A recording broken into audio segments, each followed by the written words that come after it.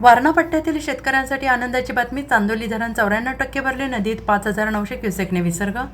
सांगली जिल्ह्यातील चांदोली धरण पाणलोट क्षेत्रात सुरू असलेल्या मुसळधार पावसामुळे धरणातील पाणीसाठ्यात झपाट्यानं वाढ झाली आहे. धरण सध्या 93.97% भरलेलं आहे. सुरक्षिततेचा उपाय म्हणून धरणातून वारणा नदीपात्रात 5,900 क्युसेक वेगानं पाण्याचा विसर्ग सुरू करण्यात आलेला आहे. यामुळे वारणा नदीच्या पाणीपातळीत वाढ झालेली आहे. प्रशासनाने नदीकाठच्या नागरिकांना सतर्कतेचा इशारा दिला आहे. गेल्या 24 तासात चांदोली धरण पाणलोट क्षेत्रात 38 मिलीमीटर पावसाची नोंद झाली आहे. सध्या धरणात 8,217 क्युसेक पाण्याची आवक सतत सुरू आहे. पाण्याचा मोठा विसर्ग सुरू असल्याने वारणा नदीकाठच्या गावांना आणि वाड्या वस्त्यांना सतर्कतेच्या सूचना देण्यात आलेल्या आहेत.